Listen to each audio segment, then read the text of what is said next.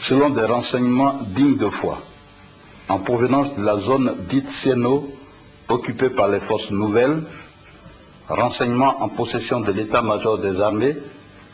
2000 casques bleus auraient été débarqués à Bouaké ces derniers temps, en vue d'être projetés sur Abidjan, avec pour mission de s'attaquer aux institutions de la République de Côte d'Ivoire. La même source révèle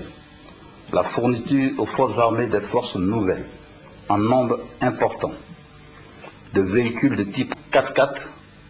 à partir d'un pays voisin du Nord, destinés également à être convoyés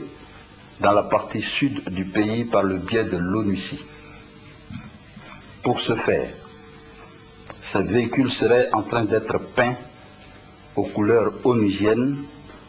dans un garage situé au quartier Gonfreville à Bouaké, précise cette source. L'objectif est clair. Les éléments des forces armées des forces nouvelles, avec l'appui de leur soutien interne habituel, se rendraient ainsi massivement dans la capitale économique ivoirienne et dans d'autres villes sur les lignes de front, au fin de mettre à exécution leur projet d'attaque, de conduite d'actions de sabotage et de guerre en milieu urbain, au cours desquelles ils ouvriront le feu sur les innocentes populations. Les effets attendus par ces derniers restent la provocation de soulèvements et une révolte générale des populations civiles contre les forces de défense et de sécurité de Côte d'Ivoire censées assurer leur protection. Car, dans cette même logique, des informations persistantes font état de ce que certains de ces véhicules 4x4 porteront le sigle SECOS, entendez Centre de commandement des opérations de sécurité,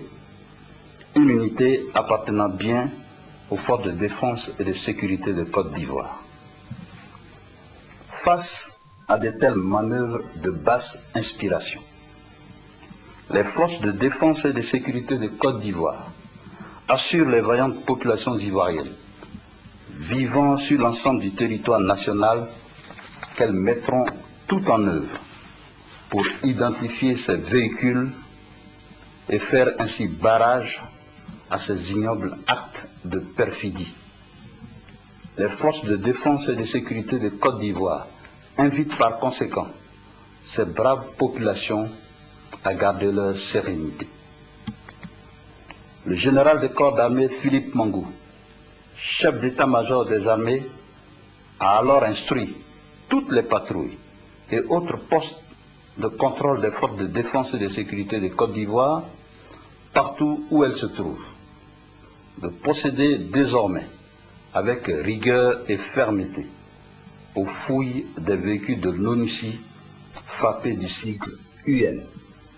Que Dieu bénisse la Côte d'Ivoire, faite à Abidjan le jeudi 20 janvier 2011.